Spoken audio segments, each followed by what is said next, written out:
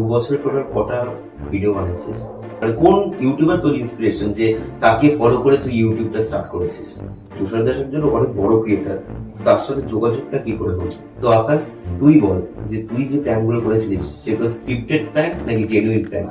আচ্ছা, যে সমস্ত ক্রিয়েটরকে তুই প্র্যাঙ্ক কল করেছিলি তাদের সাথে কি এখনো কথা হয়? মন্টেরারকে প্র্যাঙ্ক কল করতে গিয়ে একটা কেস হয়ে গেছিল, দেখলাম ভিডিওতে। কি ওটা একটু বল। আকাশ, তোর মতে আমাদের বাংলার কয়েকজন বেস্ট ব্লগার কোনো র্যান্ডম সাবস্ক্রাইবারের সাথে এখনো পর্যন্ত দেখা আছে? যে দেখা বলেছে যে দাদা আমি তোমার ভিডিও দেখি? অনেক, এটা গুনতির বাইরে। Hello everyone, this is Miodo and welcome to my live podcast episode 2. আজকের এপিসোডে আবারও আমাদের সাথে রয়েছে একজন গেস্ট। তোমরা অনেকেই কিন্তু তাকে চেনো, সে হলো আকাশ, AKA আকাশ কালিয়াগঞ্জ ব্লগ। আকাশ কিন্তু আমাদের মধ্যে চলে এসছে। তো আকাশ, যে সমস্ত আমার অডিয়েন্স দেখছে তাদের কি একটু হাই বলে দে। হাই গাইস, সবাই কেমন আছো? আশা করি তোমরা আছো বিন্দাস। তো আকাশ, কেমন আছিস বল? একদম ভাই, ভালো। তুই ভালো আছিস তো? হ্যাঁ, আমিও ভালো আছি। আশা করি তুই আমার আগের লাইভ এপিসোডটা দেখেছিস, মানে লাইভ পডকাস্টটা। আর যে এখানে আমরা কিরকম কি গল্প টল্প কিরকম কি আলোচনা করে থাকি, এবং আজকেও কিন্তু সেরকমই একটা এপিসোড হবে।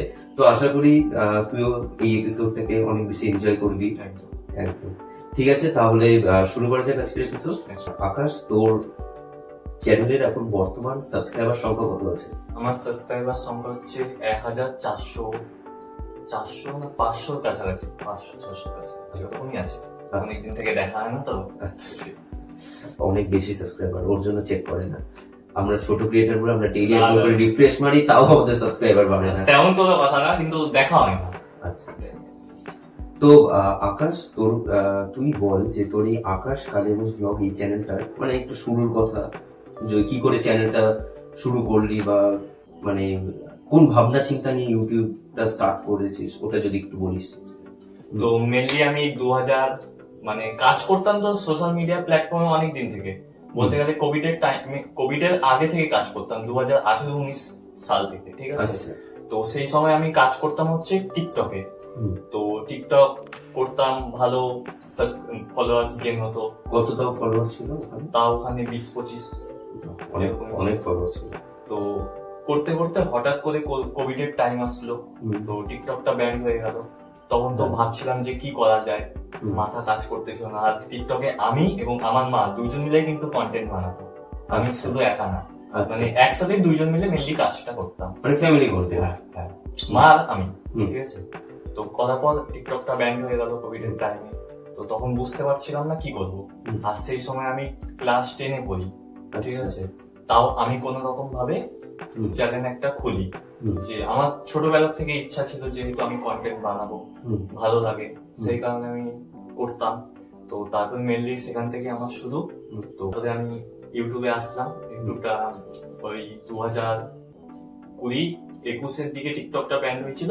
তবে 22-এর প্রথম দিকে আমি টিকটকের কাজ শুরু করছিলাম, 21-এর লাস্টে। তো তখন থেকে আমি ইউটিউবটা চালাতাম, আর যেটা খুশি মন চাইতো ওই চ্যানেলে আপলোড করতাম। চ্যানেলের নাম ছিল আকাশ ব্লগ, ঠিক আছে? তো যেরকম খুশি ভিডিও ছাড়তাম, আর মানে মেনলি আমার ভালো লাগতো তার জন্যই বানাতাম, ঠিক? এরকম সিরিয়াসনেস নিয়ে কাজ করিনি। তো তারপরে করতে করতে করতে করতে হঠাৎ করে আমার মাধ্যমিক পরীক্ষা আসলো। তো মাধ্যমিকের পরীক্ষার চাপে আমার চ্যানেলটা হচ্ছে বন্ধ করে দিতে হলো। তো আকাশ, তাহলে এই চ্যানেলটা তোর বয়স মোটামুটি প্রায় 2 বছর ধরে নিতে পারিস? জানুয়ারি মাস আসলেই 2 বছর। 2 বছর। আচ্ছা, তোর যে চ্যানেলের এই 2 বছরে তুই একটা মানে একটু আউটসাইড একটা কোশ্চেন জিজ্ঞেস করছি, মানে তোর কাছে জানতে চাইছি যে 2 বছরে টোটাল কটা ভিডিও বানিয়েছিস? 2 বছরে প্রায় বলতে গেলে, প্রথমে তো আমি বড় ভিডিও বানাতাম, এখন আমি চেষ্টা করি মিনি ব্লগ, মানে প্রতিনিয়ত, হ্যাঁ, শর্টস মেন কথায়। তো প্রায় 200 পার। মানে কোন ইউটিউবার তোর ইন্সপিরেশন যে তাকে ফলো করে তুই ইউটিউবটা স্টার্ট করেছিস? তো আমি তুষার দাসকে দেখে ইউটিউবটা শুরু করছি, ঠিক আছে? আমার এমন তোর পডকাস্টে না, আমার যখন ইউটিউব চ্যানেল ছিল, আমার ইউটিউবে ভিডিও দেওয়া আছে Q&A। তারপরে আমাকে অনেক ফ্যামিলি মেম্বার আমাকে জিজ্ঞেস করতো যে কাকে দেখে ইন্সপিরেশন তোরকে। তো আমি সবার প্রথমেই বলতাম যে তুষার দাস আমার ইন্সপিরেশন। আমি তুষার দাসকে দেখেই শুরু করি, ওর ব্লগ ভালো লাগে। তো আমি রিসেন্ট মানে তোর চ্যানেলে আমি তো দেখি, তো চ্যানেলে আমি দেখলাম যে তুই কিছুদিন আগে মানে কিছুদিন কি কিছু মাস আগে তুই তুষার দাসের সাথে দেখা করেছিলি। তো সেই ফিলিংসটা কেমন ছিল যদি একটু বলিস। দেখ, ছোটবেলার থেকে ভিডিও দেখতাম, এমনকি ইউটিউবে ফার্স্ট না, হুম। তার আগেও কিন্তু আমি টিকটকে তুষার দাস ভিডিও করতো, বলতে পারিস স্টোরি টাইপের ভিডিও হয় না, হুম। স্টোরি টাইপের ভিডিও বানাতো। আচ্ছা। তো সেইটা দেখতাম, ভাবতাম যে কবে দেখা করবো কবে দেখা করবো, ফোনেই দেখতাম। তো তখন থেকে ইচ্ছা হলো যে তুষার দাসের সাথে দেখা করবো, কিন্তু দেখা হয়ে উঠতো না। তারপরে দেখতাম দেখতাম দেখতাম, যখন ব্যান্ড হলো টিকটক, আমিও টিকটক থেকে সরে গেলাম, তুষার দাও সরে গেল। তো তারপর দেখতাম ইনস্টাগ্রামে অ্যাকাউন্ট খুলতো, আর তুষার দার আগে আমি ইনস্টাগ্রাম অ্যাকাউন্ট খুলছি, ঠিক আছে। তো ইনস্টাগ্রামে আমি তুষার দাকে ফলো করতাম, তুষার দা ভালো লাগতো যেহেতু ছোটবেলা থেকে দেখি।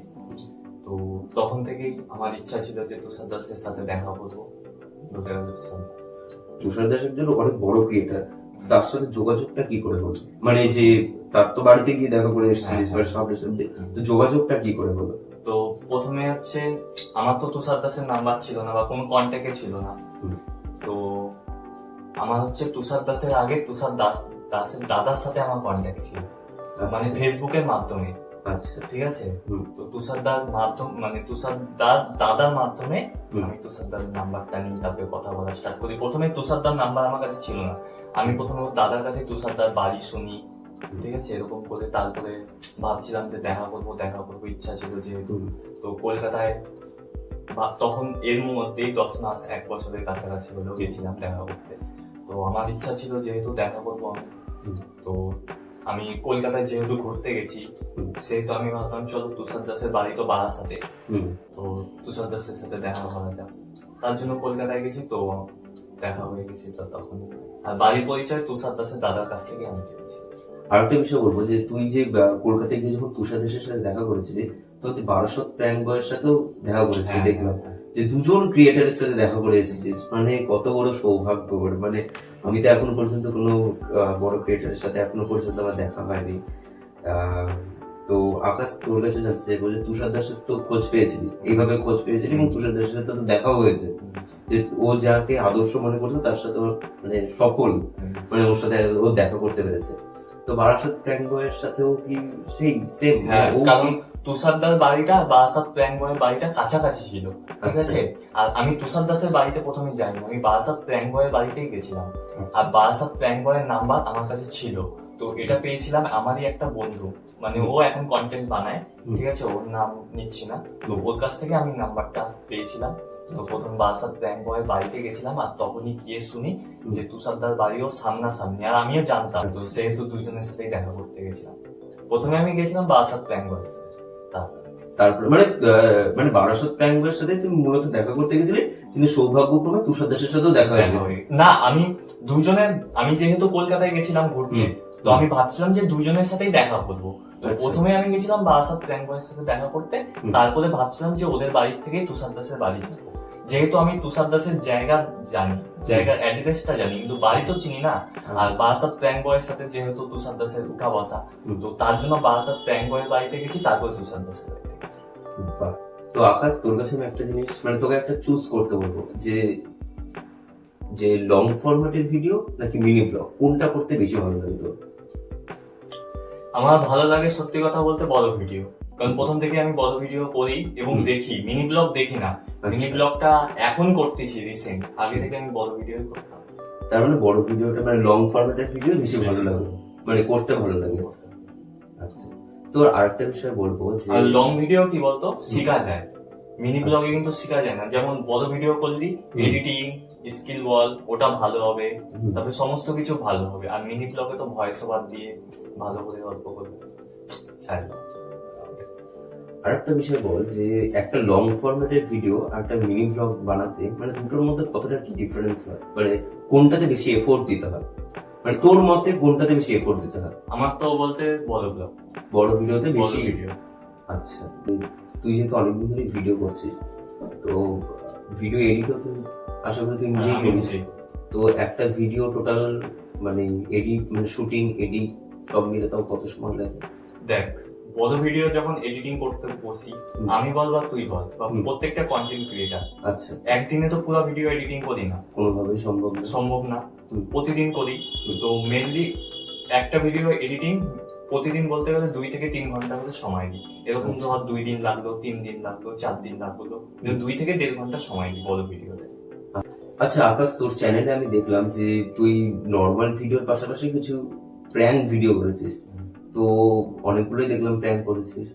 তো একটা জিনিস জানতে চাইবো যে প্র্যাঙ্ক ভিডিও তো সব অনেকেই দেখে, তো আজ কিন্তু আমরা আকাশকে পেয়ে গেছি এবং আকাশের মুখ থেকে আজকে আমরা শুনবো। তো আকাশ, তুই বল যে তুই যে প্র্যাঙ্ক গুলো করেছিলিস সেগুলো স্ক্রিপ্টেড প্র্যাঙ্ক নাকি জেনুইন প্র্যাঙ্ক? দেখ, প্রথমে প্র্যাঙ্ক কখনো বলে কয়ে হয় না, বা রিয়েকশনটাও কিন্তু বলে কয়ে পাবি না। যেটা ন্যাচারাল সেটা ন্যাচারাল। এখন যদি কাউকে আমি বলে করি, সে কিন্তু অ্যাক্টিংটা করবে, কিন্তু দর্শক কিন্তু ধরে নিবে যে এটা অ্যাক্টিং হচ্ছে। কোনোভাবে কিন্তু ন্যাচারাল কে সম্ভব না, অরিজিনাল যেটা, ঠিক আছে? যদি কেউ এখন ধর তোকে বলে রাখলাম, তুই যদি এখন অ্যাক্টিং করিস সেটা কিন্তু ভালো হবে না, যদি ন্যাচারাল করিস তাহলে কিন্তু ভালো হবে। তো আমি প্র্যাঙ্ক গুলো মার সাথেই করতাম বা অনেকজনের সাথেই করছি। আমি প্রথমে না বলেই করতাম, ঠিক আছে? না বলে করতে করতে হঠাৎ করে ধর মা জেনে গেল, ঠিক আছে? এরকম হতো, প্রত্যেকটা প্র্যাঙ্কেই বলতে গেলে হয়েছে কম বেশি। মানে ভিডিও শুট করতে করতে জেনে গেছে হঠাৎ করে। কারণ একটা মানুষের উপর যখন বেশি প্র্যাঙ্ক করি বা ধর এমনি নর্মাল লাইফস্টাইল চলতেছে, একটা মানুষের সাথে যদি আবার হঠাৎ করে কিছু করি, সে কিন্তু সন্দেহ করবে। তো সেরকমই ধর ভিডিও করতে করতে আমার মা ভেবে নিয়েছিল যে আমি প্র্যাঙ্কটাই করতেছি, তো তাও ওরকম অ্যাক্টিং চালাই দিত, আর আমাকে মা কিন্তু ফুল সাপোর্ট করে, ঠিক আছে? যেহেতু আমি প্র্যাঙ্ক করতে করতে ধর অল্প হইলো প্র্যাঙ্ক, তারপরে মা বুঝে যেত, আমি জানি মাও বুঝতো, ঠিক আছে? তো মাকে বলতাম মা একটু অ্যাক্টিং করো, পরে যখন বুঝে যেত তখন বলতাম যে অ্যাক্টিং করো, তাহলে প্র্যাঙ্কটা হয়তো জমবে। তো সেহেতু মা অ্যাক্টিং করতো, আমি অ্যাক্টিং করতাম, কিন্তু যখন প্র্যাঙ্কটা করতাম না বলেই করতাম। আচ্ছা, আরেকটা বিষয় বল যে তুই যেটা বললি যে তোর মা সাপোর্ট করতো, তার মানে পরিবারের সকলেই তোকে সেই সমান সাপোর্টটাই তোকে দিয়েছে? সব থেকে বেশি যদি সাপোর্ট কেউ করে আমার বাড়ির মধ্যে, সেটা হলো আমার মা, ঠিক আছে? এমনি গোটা ফ্যামিলির লোকই আমাকে সাপোর্ট করে, বলবো না সাপোর্ট করে না, সবাই সাপোর্ট করে, কিন্তু মা একটু বেশি সাপোর্ট করে। এরকমও দিন গেছে ধর আমি কন্টেন্ট বানাতে ভুলে গেছি বা কন্টেন্ট বানাচ্ছি না, মা বলতেছে হঠাৎ করে, কি রে আকাশ আজকে এই জায়গাটায় গিয়ে ভিডিও বানাবি না, আকাশ এখানে ভিডিও বানাবি, এটার ভিডিও বানাবি না। এরকমও দিন হয়েছে, এতটা মা আমাকে সাপোর্ট। তার মানে ইউটিউব যে করছিস মানে বাড়ি থেকে ফুল একদম ফুল মানে যতটা প্রয়োজন সেই মানে ঠিক ততটাই সাপোর্ট তুই পাচ্ছিস, এবং আগামীতেও এই সাপোর্ট পাবি। তোর একটা ভিডিওতে দেখলাম যে তুই অনেক ইউটিউবারকেও তো প্র্যাঙ্ক কল করেছিলি, সেগুলো তো একদম জেনুইন প্র্যাঙ্ক। তো মন্টি রয়কে প্র্যাঙ্ক কল করতে গিয়ে একটা কেস হয়ে গেছিল দেখলাম ভিডিওতে, কি ওটা একটু বল। তো ওটার পিছনে একটা কারণ হলো, যারা দর্শক তারা জানে মন্টি রয় কিন্তু ছেলেও না মেয়েও না, ঠিক আছে? তো বলতে পারি অন্য রকমই, ঠিক আছে? যেহেতু আমি মন্টি রয়কে প্র্যাঙ্ক কল করছিলাম, যার কাছ থেকে আমি নাম্বারটা পেয়েছিলাম মন্টি রয়, সে আমাকে শিখাই দিয়েছিল যখন মন্টি রয়কে প্র্যাঙ্ক করবি সেহেতু ওকে দিদি বা দাদা কিছু বলে ডাকবি, ঠিক আছে? আর ওকে যে কেউ মন্টি বা মন্টি রয় করে ডাকে, দাদা দিদি কখনো কিন্তু বলে না চেনাশোনা। আর দাদা দিদি যখনই বলবে রাগ হয়। তো আমি প্র্যাঙ্কে তখন যখন প্র্যাঙ্ক করছিলাম এমনি নর্মাল কথা বলছি, যেহেতু আমাকে চিনে না, আমি তো আমাকে চিনে, কিন্তু আমি যখন প্র্যাঙ্ক কল করছি তখন তো না বলার ভান করেই করবো, সেহেতু আমি নাম বলিনি, সেহেতু জানতো না, ভাবছে আননোন নাম্বার থেকে ফোন করছি। তো আমি তখনই প্র্যাঙ্ক করতে করতে মন্টি দি বলছি, তখনই মন্টি দি বলাতে যখনই দি শব্দটা বলছি তখনই রাগ। তো সেই রাগেই বলছিল, তো তুমি কে বলছো, তোমার নামে পুলিশ কেস করে দেবো, এটা পুলিশ কেসের হুমকি দিচ্ছিল। আচ্ছা, তার মানে পুলিশ কেস কিছু হয়নি, জাস্ট হুমকিটা? না, জাস্ট হুমকিটা ছিল। মানে আরো ইচ্ছা ছিল যে প্র্যাঙ্ক করবো বা কিছু, তো একটা মানুষকে যখন প্র্যাঙ্ক করবো সেও ব্যস্তর মধ্যে থাকে, সেহেতু আমি ভাবছিলাম যে করবো, কিন্তু করা হয়নি, যেহেতু পুলিশ কেসে ওইটা দিচ্ছিল, তো আমার ভিতরে ভয় ভয় লাগছিল।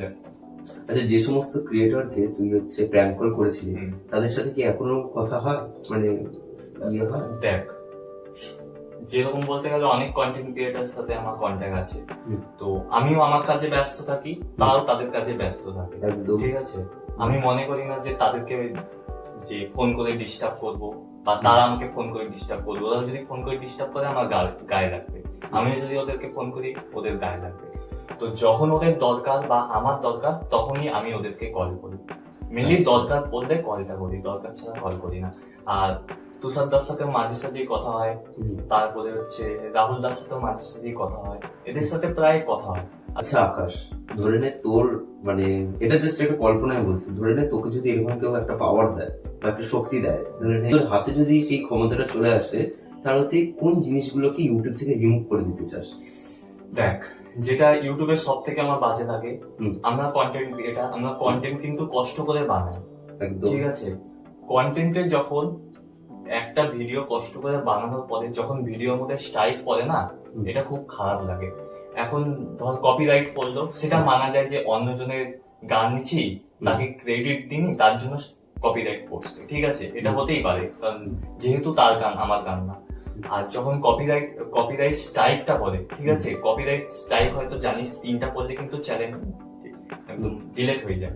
একটা কন্টেন্ট যখন দিন রাত মেহনত করে বানায়, তারপর যখন কন্টেন্টটার মধ্যে কেউ কপিরাইট স্ট্রাইক দিয়ে দেয়, ঠিক আছে, বা এখন কিন্তু ইউটিউবে ফেক স্ট্রাইকও দেয়, ঠিক আছে, অনেক কন্টেন্ট ক্রিয়েটার আছে ফেক স্ট্রাইক মারে, আচ্ছা। ঠিক আছে। এই জিনিসটা খুব খারাপ লাগে যে একটা দিন রাত মেহনত করে একটা ভিডিও বানালাম, তবে ভিডিওটার মধ্যে স্ট্রাইক দিয়ে ভিডিওটা রিমুভ করে দিল। তো যদি ইউটিউবে আমার হাতে থাকে, সত্যি কথা বলতে এটা কখনো সম্ভব না, তাও যদি আমার হাতে থাকে এই জিনিসটা আমি মানে তুই স্ট্রাইক জিনিসটাকে উঠিয়ে দিতে চাই। চাই। আচ্ছা। আর বর্তমানে তো আমরা দেখতে পাচ্ছি যে এখন শর্টস বা মানে মিনি ব্লগ, যে বিভিন্ন ধরনের এখন ব্লগ তৈরি হচ্ছে এবং তার মধ্যে অনেক ধরনের ক্রিঞ্জ ব্যাপার চলে আসছে, তো এগুলো নিয়ে কিছু যদি বলিস। দেখ, এখন কি হয়ে যাচ্ছে, যখন সোশ্যাল মিডিয়া খুলতেছি, আমরা চাই ভালো ভালো কন্টেন্ট দেখা, আর আমাদের সামনে বেশি বেশি করে খারাপ কন্টেন্ট, যেগুলা ক্রিচ কন্টেন্ট, বাজে কন্টেন্ট, সেগুলা কিন্তু চোখে পড়তেছে। এমনকি আমাদের থেকে যারা ছোট আছে, তাদেরও কিন্তু এই ভিডিওগুলো অনেক দেখে এফেক্ট করতেছে। তো আমরা ভালো ভালো ভিডিও দিচ্ছি, তো এরা যখন ক্রিঞ্চ কন্টেন্ট বা খারাপ কন্টেন্ট বানাচ্ছে না, তখন এটাই খারাপ লাগে যে আমরা সোশ্যাল মিডিয়ায় কাজ করি, ওরাও সোশ্যাল মিডিয়ায় কাজ করে, ঠিক আছে। তো ওরা যখন সোশ্যাল মিডিয়ায় কাজ করে বাজে কন্টেন্ট দিচ্ছে না, ওদের জন্য কিন্তু আমাদের নামটা খারাপ হচ্ছে, যেহেতু আমরা সোশ্যাল মিডিয়ায় কাজ করি। তো এটাই খারাপ লাগে, ক্রিঞ্চ কন্টেন্ট বহুত বাজে লাগে এই জিনিসটা, যে খারাপ খারাপ মেয়েদের বডি পার্ট, তারপরে শরীর দেখায়, ভিউজ কামায়, এই জিনিসটা বেশি। আর এত কষ্ট করে যে আমরা ভিডিও করি, আমাদের থেকে কিন্তু ক্রিঞ্চ কন্টেন্ট যারা বানায়, তাদের ভিডিওতে ভিউজ, মানুষ তাদের ভিডিওই দেখে বেশি। আর একটা বিষয় তোকে আকাশ বলবো, যে রিসেন্টলি কয়েক মাস ধরে বা কয়েক বছর ধরে, কয়েক মাসেই বলা যেতে পারে, ফুড ব্লগিং বিষয়টা বেশ জনপ্রিয় হয়ে উঠেছে। মানে ফেসবুক খুললেই দেখা যাচ্ছে যে সমস্ত ফুড ব্লগাররা যখন কোনো নতুন দোকান খুলছে, সেই দোকানের তারা ফুড রিভিউ করছে, কি কি দিয়ে তারা খাবার বানাচ্ছে সেই বিষয়গুলোকে তুলে ধরছে। তো তুই কোনো ফুড ব্লগ করেছিস? মানে ফুড এখন অব্দি 2টা স্পন্সর পাইছিলাম, একটা হলো বিরিয়ানি, অনেকদিন আগে করছিলাম একটা দোকানে, কালীগঞ্জের দোকান? কালিয়াগঞ্জের দোকানে, ওই 60 টাকা না 50 টাকা বিরিয়ানি। আচ্ছা। হ্যাঁ, ওটা করছিলাম। আরেকটা হচ্ছে করছিলাম চাউমিন, আচ্ছা। ওই যে নদীর পাড়ে। তো এই দুটা বলতে গেলে কম টাকা নিয়েছিল, টাকা নিয়েছিল। যে ফুড ব্লগ যে তুই করতে গেছিলিস, সেখানে যে ফুড ব্লগিং এ আমরা যেরকম দেখি যে ইউটিউবে যত ফুড ব্লগার আছে, তারা যখন ভিডিও করতে যায়, যে একে অন্যের সাথে একটু হুড়োহুড়ি লেগে যায়, যে আমি আগে ক্লিপটা নেবো, তুই আগে ক্লিপ নিবি না, যে এরকম একটা তো তুই যখন ফুড ব্লগ করতে গেছিলিস বা সেই তো তোর কি মনে হয় যে যখন করে আমরা খাবার খাই, যে ফুড ব্লগ কি মূলত সেটাই, যেটা আমরা মানে যেটা আমরা সরাসরি খাচ্ছি, তার বিহাইন্ড দ্য সিন সেটা দেখানো? না, ফুড ব্লগ হলো, দেখ আমি তো ফুড ব্লগার না, ঠিক আছে, মেনলি আমি ট্রাভেলিং লাইফস্টাইল মাঝে সাঝে করি ফুড ব্লগ। তো ফুড ব্লগ মানে আমি বুঝি যে একটা খাবারের রিভিউ দেওয়া, ঠিক আছে, খাবারটা ভালো না খারাপ, এটা ঝাল না মিষ্টি, এই জিনিসটা বলা, এটাই হলো ফুড ব্লগ। আচ্ছা, তাহলে ক্রিয়েটাররা যে খাবার বানানোর যে প্রসেসটা দেখাচ্ছে, তো প্রসেসটা দেখানোর কি অর্থ? এটার কারণ হলো, দেখ ভিডিও যখন বানাবি, ভিডিওর পিছনে কি আছে সমস্তটা তুলে ধরে। যেহেতু ওরা রান্না করতেছে, রান্নায় ধর তেল দিল, মশলা দিল, ওটা দেখায় ফুড ব্লগ, যেহেতু ওরা ফুড ব্লগার সেহেতু ওটা দেখায়। আর এটা সত্যি কথা বলতে, এটা যারা ফুড ব্লগার তারাই বলতে পারবে, যেহেতু আমি এরকম টাইপের ভিডিও করি না, সেহেতু আমি খুলে তোকে বলতেও পারলাম না, ঠিক আছে। ফুড ব্লগ করলে হয়তো বলে দিতে পারতাম, এটা আসল রহস্য আমি জানি না কেন দেখায়, যেহেতু তারা ফুড ব্লগার থাকে। দেখো আকাশ তো ফুড ব্লগার না, তাই আকাশ ভালো করে বলতে পারলো না। যে ফুড ব্লগার দেখছো ভিডিওটা, আমাকে তাড়াতাড়ি ডিএম করো। নেক্সট এপিসোডে মানে এই চেয়ারে তুমি বসবে, তোমাকে এখানে বসে আমি ফুড ব্লগে মানে টোটাল রহস্যটা আমি উদ্ঘাটন করব এবং আমি অডিয়েন্সের সামনে আসবো। যে ফুড ব্লগার দেখছো তুমি কিন্তু এখনই আমাকে ডিএম করো, ঠিক আছে? তো কমেন্ট করে জানাও, ঠিক আছে? হ্যাঁ। আমি যেহেতু বলতে পারিনি, তোমরা বলো। 2 বছর ইউটিউব করেছিস, এত কন্টেন্ট বানিয়েছিস, কোন রকম ইউটিউব থেকে কোনো পেমেন্ট এসছে? দেখ, ইউটিউব থেকে এখনো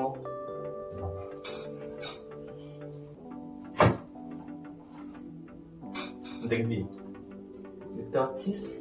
দেখো, আমার পেমেন্ট হচ্ছে জিরো, নাথিং। কোনো এখনো স্পন্সরশিপও আসেনি? না, স্পন্সর অনেক আসছে, ঠিক আছে? স্পন্সর পাইছি, তো 2-3টা অ্যাপ প্রমোশন পাইছি, সেটাই টাকা পাইছি। কিন্তু ইউটিউব থেকে যে টাকা পেমেন্ট পাওয়া, ওটা এখন পর্যন্ত পাইনি। কিন্তু এমনি মনিটাইজেশন হয়ে গেছে। আচ্ছা আকাশ, তো তুই তো অনেকদিন ধরে ইউটিউব করছিস, তো কোনো র্যান্ডম সাবস্ক্রাইবারের সাথে এখনো পর্যন্ত দেখা হয়েছে?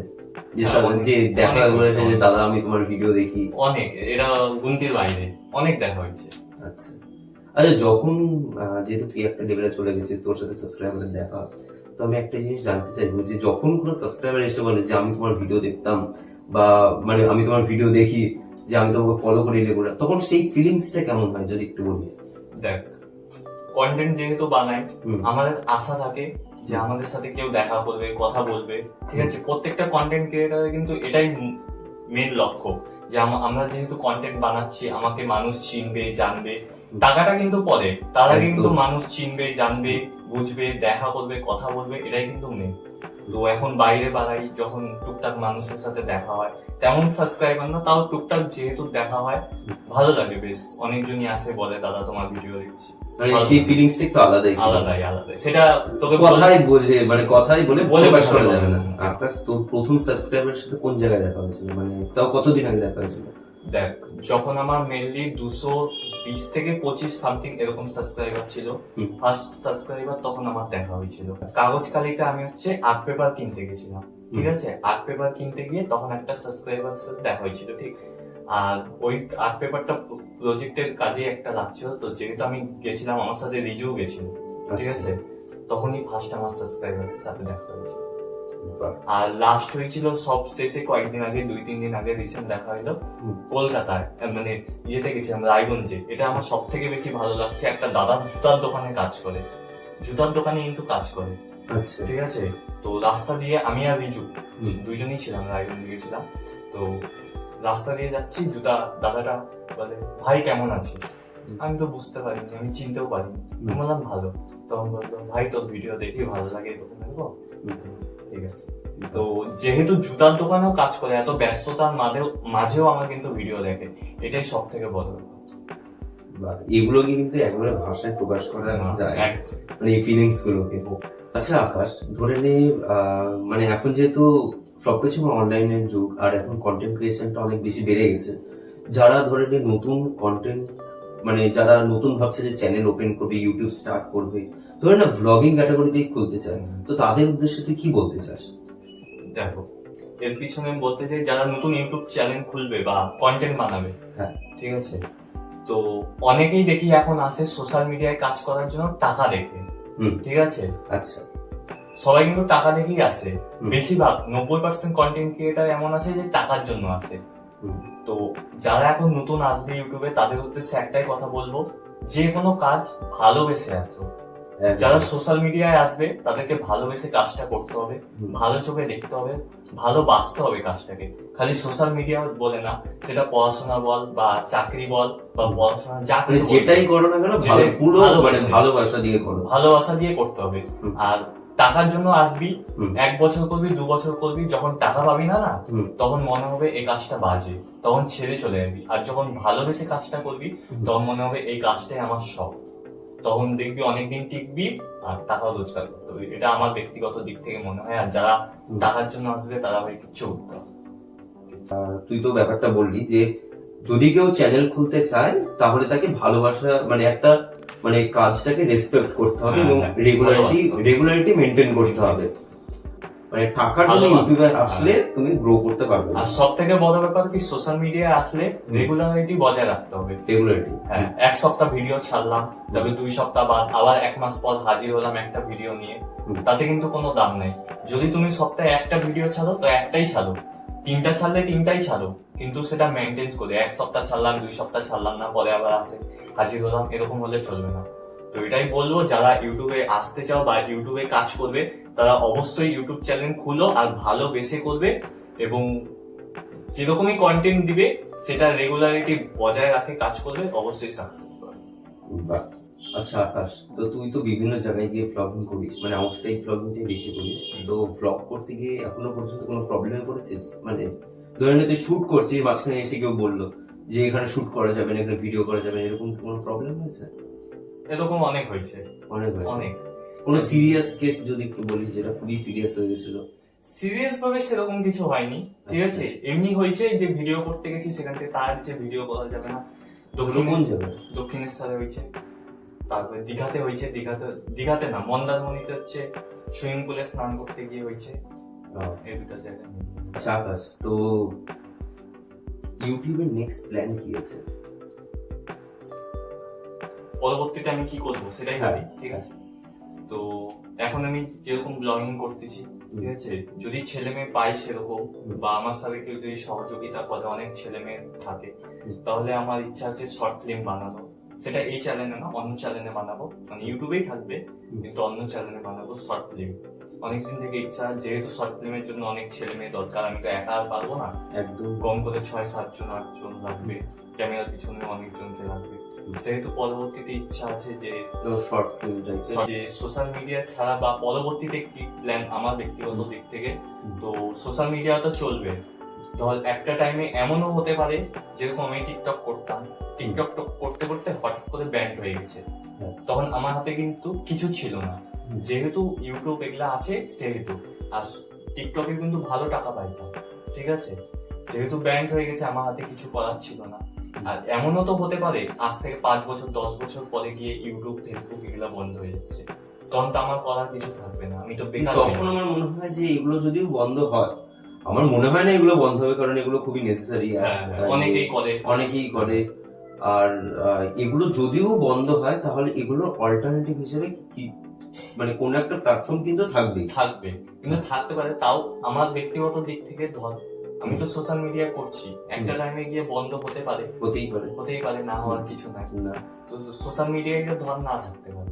তো আমি যখন আমার চ্যানেলটা একটু গ্রো হবে বা বড় হবে, তখন ইচ্ছা আছে একটা বিজনেস লাইনে যাওয়ার। আর একটা বিষয় বল আকাশ, যে তোর কাছে আমি একটা বিষয় করে অনেক বিষয়ে ওর কাছ থেকে আমি জেনে ফেলছি। তো লাস্ট সব থেকে বেস্ট দেখলাম তোর অ্যাচিভমেন্ট যেটা, সেটা হচ্ছে তোর টিভিতে দেখিয়েছে। তো টিভিতে দেখানোর এক্সপিরিয়েন্সটা কেমন ছিল, মানে ইয়েটা কেমন ছিল? দেখ, ওটা বাড়ির সবার রিয়াকশন কেমন ছিল? ওটা তো ভিডিওতে তো আমরা দেখেছি। তাছাড়া বলতেছি, একটা ছোট পর্দায় কাজ করি, মোবাইল, ঠিক আছে, আর একটা বড় পর্দায় দেখানোর মজাটাই কিন্তু আলাদা, যেটা মুখে আমি প্রকাশ করে বলতে পারবো না। তো আমাকে টিভিতে প্রথমে, এর পিছনে অনেক রহস্য আছে, তো রহস্যটা আমরা শুনবো কিন্তু। ইনস্টাগ্রাম ঘাঁটতে ঘাঁটতে একটা ফোন নাম্বার আমার চোখে পড়ে, ঠিক আছে। আর আমার এরকম অনেক ইয়ে হয়েছে, মানে আমার ছোট একটা ইচ্ছা ছিল বলতে পারিস, যে আমি সিরিয়াল বা বড় পর্দায় কাজ করবো, ঠিক আছে। মানে মোট কথা ধরে অ্যাক্টিং এর প্রতি একটা ভালোবাসা ছিল, বা বড় পর্দায় কাজ করবো, ঠিক আছে, বড় পর্দায় আমাকে দেখবে, মানুষ চিনবে, এটাই সব থেকে বড় ইচ্ছা ছিল। তো ইনস্টাগ্রাম ঘাঁটতে ঘাঁটতে এরকম আমার সামনে অনেক নাম্বার আসতো, ঠিক আছে, আমি অনেকবার ইয়ে করছি, তাদের সাথে যোগাযোগ করছি, আর যখনই যোগাযোগ করতাম তখন বলতো কি অডিশন দেওয়ার জন্য কলকাতায় যেতে হবে। আর আমার কিছু প্রবলেমের জন্য যাওয়া হতো না, বা কলকাতা কিন্তু আমার বাড়ি থেকে অনেক দূর, সেহেতু হতো না। তো ভাবতাম যে অনলাইনে কিভাবে অডিশন দেওয়া যায়। তো হঠাৎ করে ইনস্টাগ্রাম ঘাঁটতে ঘাঁটতে একটা নাম্বার আমার চোখে পড়ে, যেই নাম্বারে মানে কন্ট্যাক্ট করলে হোয়াটসঅ্যাপ নাম্বারে, অডিশনটা বাড়িতে বসেই হবে, মানে ফোনে।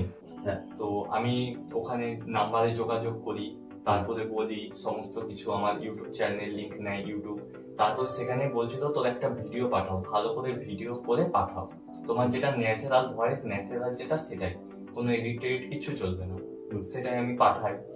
তারপরে তো পাঠানোর পর দেখছে সঙ্গে সঙ্গে, 2 থেকে 3 সপ্তাহ বলতে পারিস 1 মাসের কাছাকাছি হয়ে গেছে, কোনো রেসপন্স না বা কিছু বলেও না। আমি মেসেজ করতাম, মেসেজ রিপ্লাইও দিত না। ভিতর টেনশন থাকতো। তারপরে আমি ভাবতাম যে হবেও না, যেহেতু 2-3 সপ্তাহ হয়ে গেছে, 1 মাসের কাছাকাছি হবে না। তো আমি চাপ নিয়ে নিই। হঠাৎ করে একদিন বাড়িতে শুয়ে আছি, হঠাৎ করে একটা নাম্বার থেকে ফোন আসছে যে এরকম এরকম আকাশ আকাশ সাহা বলছো, এরকম কালিয়াগঞ্জ থেকে। আমি বললাম হ্যাঁ বলেন।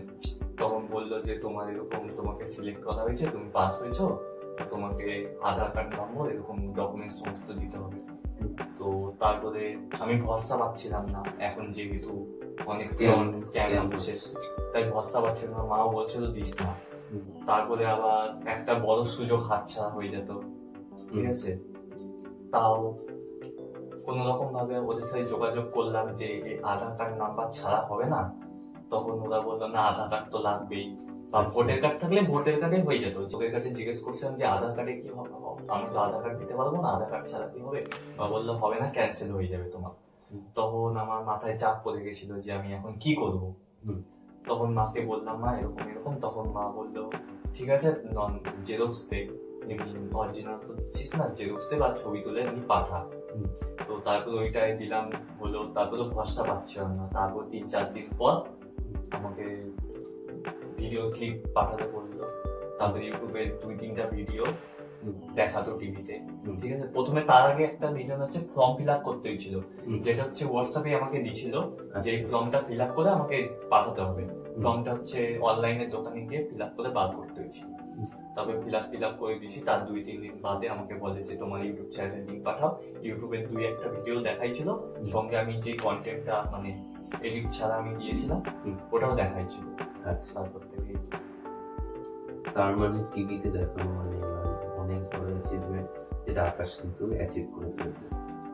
তো এটা তো রিসেন্ট একটা অ্যাচিভমেন্ট, মানে রিসেন্ট সব থেকে বড়, এখনো পর্যন্ত সব থেকে বড় অ্যাচিভমেন্ট। আর এখনো দেখাচ্ছে মানে রেগুলার দেখাচ্ছে? রেগুলার না, ধর সপ্তাহে একদিন করে। এটা হচ্ছে ইউটিউবের ভিডিও যেটা আমি করছি, যেগুলো ভালো ভালো, সেটা দেখাচ্ছে টিভিতে একদিন সপ্তাহে। আর গোটা মাসে একটা কন্টেন্ট দেখাবে, যেটা আমি এডিট ছাড়া বললাম যে আলাদাভাবে পার্সোনাল পাঠাতে হয়েছে, ওটা হচ্ছে টিভিতে একদিন, ওটা হচ্ছে আলাদাভাবে দেখাচ্ছে। আচ্ছা, কোন চ্যানেলে দেখাচ্ছে? যদি কোন অডিয়েন্স যদি না জেনে থাকে তাহলে সে কোন চ্যানেলে দেখতে পাবে? এটা হচ্ছে বলতে গেলে টিউবার্স টিভি। এর সাথে আবার 3টা চ্যানেলের লিংক আছে। আচ্ছা, একটা হলো আকাশ আর্ট, একটা সোনি টিভি নাকি একটা, এটা আছে, আর টিউবার্স টিভি। এই 3টা চ্যানেল মেনলি দেখাচ্ছে। 3টা চ্যানেল মানে 3টাই ওদের দেখাচ্ছে। এবং ডেটটা প্রথমে দেখাইছিল, যেটা প্রথমবার দেখাইছিল সেটা হচ্ছে 6 তারিখ। আচ্ছা, এর আগের মাসের 6 তারিখ, ঠিক আছে। এরকম সময় ফার্স্ট দেখাইছিল।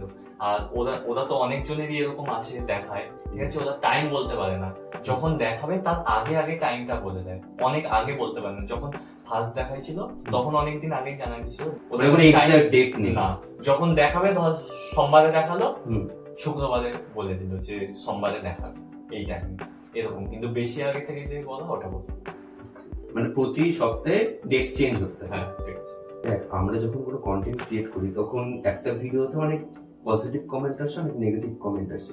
তো এগুলোকে ওভারকাম, তুই কি করে এগুলো থেকে ওভারকাম করে উঠিস, মানে নেগেটিভ কমেন্ট থেকে? দেখ, যেহেতু আমরা কন্টেন্ট বানাচ্ছি, কন্টেন্ট ক্রিয়েটার, সে ভালো কন্টেন্ট ক্রিয়েটার হোক বা খারাপ হোক বা ভালো ভিডিও দিক, তাদের কমেন্টে কিন্তু গালাগাল থাকবে। সে আমি বল, ক্যারিমিনাটি বল বা তুষারদা বল, সবার ভিডিও কিন্তু গালাগাল থাকবে ভালো কন্টেন্ট দিলেও, ঠিক আছে। আমি মনে করি না যে এটা কোনো এফেক্ট পড়ে, ঠিক আছে। একটু হলেও এফেক্ট পড়ে, বলবো না পড়ে না। মানে এগুলো থেকে যদিও পড়ে, আমি ধরে নিচ্ছি যদিও পড়ে, তাহলে এগুলো থেকে ওভারকাম কি করে মানে করে উঠিস? মানে এগুলো থেকে তো মানে ওভারকাম তো করতেই হবে। তো এটাকে ওভারকাম কি করে করিস? দেখ, বা নিজেকে মোটিভেট কি করে করিস? সত্যি কথা বলতে আমার ভিডিওতে এখন অব্দি অত বাজে কমেন্ট আসেনি, ঠিক আছে। আর যেটা বাজে কমেন্ট আসে, ঠিক আছে, সেটা দেখে খুব খারাপ লাগে।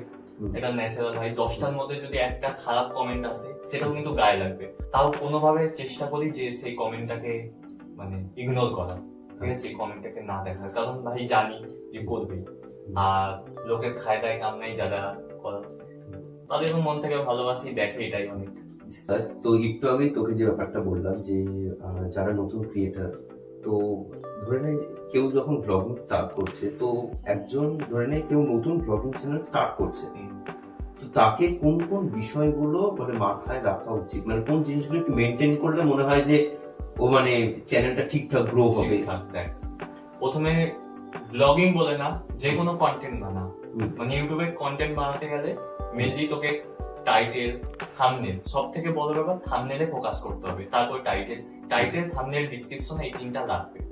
তারপরে ট্যাগ, এই কয়েকটা জিনিস তোকে মেনে চলতে হবে। যদি ধর টাইটেল, থাম্বনেল ভালো, ধর থাম্বনেলটা ভালো হলো না, ঠিক আছে, তো সেই কন্টেন্ট কিন্তু চলবে না। মেনলি থাম্বনেল আর টাইটেলটা তোকে ভালো করতে হবে। আচ্ছা, টাইটেল আর থাম্বনেলটা মানে ভালো করে বানাতেই হবে যদি তুমি ভিউজ গেইন করতে চাও।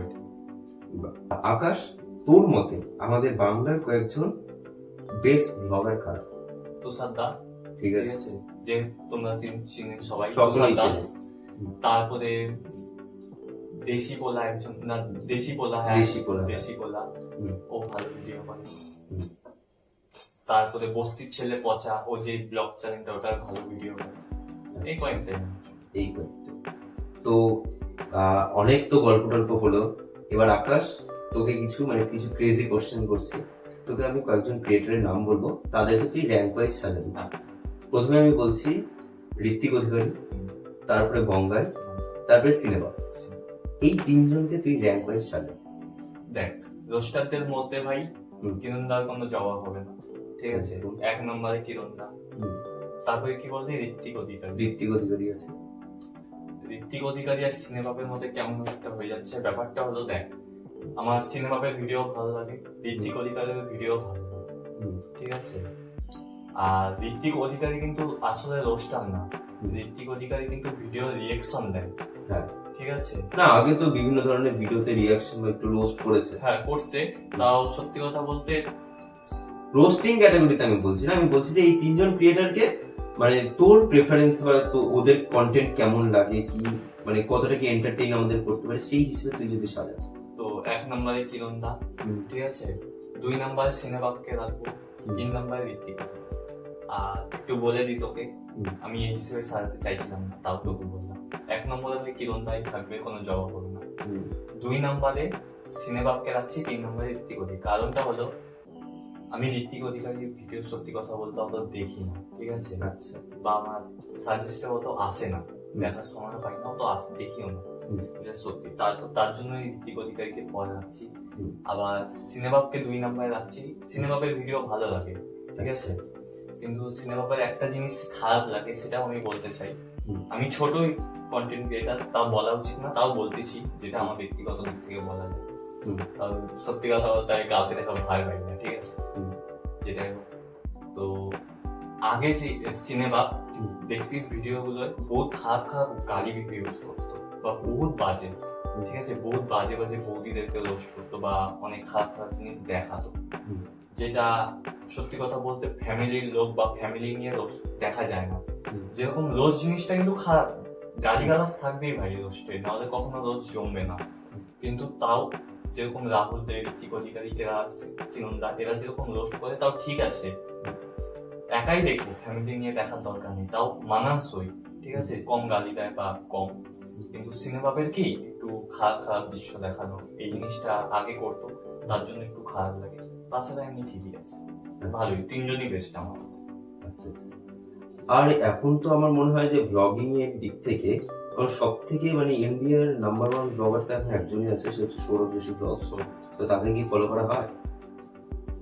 দেখ, যেহেতু আমি বাংলা কন্টেন্ট ক্রিয়েটার, ঠিক, তো সৌরভ যোশীর ব্লগ আমার কাছে আসে, প্রতিদিনই আসে, যেহেতু ডেলি ব্লগ করে, আসে, দেখি না সেটাও বলবো না, খুব কম দেখি, কিন্তু খুব কম। ধর 10টা ভিডিও ছাড়লো, তার মাঝখানে একটা দেখা হয়। আর আমি বেশি বাংলা কন্টেন্টই দেখি, কারণ আমি যেহেতু বাংলা ভিডিও বানাই, তার জন্য বাংলা ভিডিও দেখলে বেশ কিছু জিনিস শিখতে পারি। আর যেই জিনিসগুলো আমার সামনে প্রেজেন্ট হয়, মনে হয় ওদের মতো আমিও করার চেষ্টা করতে পারি, যেহেতু তারা বড়। তাছাড়া আমি সৌরভ যোশী ভিডিও আসে, দেখি না বলবো না, দেখি। আজকে অনেকক্ষণ আকাশের সাথে গল্প হয়ে গেল, আকাশের কাছ থেকে তোমরাও অনেক কিছু জানতে পারলে, আমিও অনেক কিছু জানতে পারলাম। তো এই ছিল আজকের এপিসোড। আশা করি আজকের এপিসোডটা তোমাদের ভালো লেগেছে। আজকের এপিসোডটা ভালো লেগে থাকলে লাইক করতে ভুলো না, চ্যানেলে নতুন হয়ে থাকলে সাবস্ক্রাইব করে দেবে এরকম আরো বিভিন্ন ধরনের এপিসোড শোনার জন্য। এবং এটা যেহেতু ব্লগ চ্যানেলে কিন্তু রিসেন্টলি আমি পাহাড় থেকে ঘুরে এসেছি, সেই পাহাড় ভ্রমণের কিন্তু অনেকগুলো ভিডিও রয়েছে, সেগুলোও কিন্তু তোমরা মাস্ট ভিজিট করো। এবং তোমরা যারা আমার অডিয়েন্স রয়েছে, যারা আকাশকে চেনো না, তোমরা কিন্তু আকাশের চ্যানেলে তোমরা ভিজিট করো। নিশ্চয়ই আকাশের কন্টেন্ট তোমাদের ভালো বলার জন্য লাগবে। ভাই কত টাকা দিয়েছি? 1 টাকাও দেয়নি, এটা ফ্রি অফ দিয়েছি কস্ট। ভাই, বেশি মনে হচ্ছে। এত নাম করতে হবে না। তো আকাশ, তো আমাদের এপিসোড তো প্রায় শেষের পথে, তো তুই কি কিছু বলতে চাস? তো যারা অর্ণবকে প্রথম থেকে দেখছো, তো আমাকে অবশ্যই সাবস্ক্রাইব করবে। আর অর্ণবের উদ্দেশ্যে একটা কথা বলবো, ওর ভিডিও আমি অনেকদিন আগে থেকে দেখি, বেশ ভালো লাগে। ভাই কষ্ট করতেছে, কেবল শুরু করছে ভাই। ওকে সাপোর্ট করো, বেশি বেশি করে সাবস্ক্রাইব করো, ওকে অনেকটা এগিয়ে নিয়ে যেতে হবে। আর বাংলা কন্টেন্ট ক্রিয়েটারকে এগিয়ে নিয়ে যাও, এটাই তোমাদেরকে বলবো। তো সবাইকে সাপোর্ট করো, ভাইকে বিশেষ করে কিন্তু সাপোর্ট করতে হবে। তো সাপোর্ট করে 1K তাড়াতাড়ি করে দাও, চলো। ঠিক আছে, তো আর আকাশ, 1K বলে কিন্তু অবশ্যই পার্টি চাই। হ্যাঁ পার্টি তো হবে। তো আকাশ বলে দিয়েছে, তো তোমাদেরকে কিন্তু এটা ফলো করতে হবে। তো যাই হোক, তো আজকের এপিসোড এতটাই। দেখা হবে নতুন কোনো এপিসোডে, ফিরে আসবো নতুন কোনো গেস্ট নিয়ে। তো চলো, এখানেই বিদায় নিচ্ছি।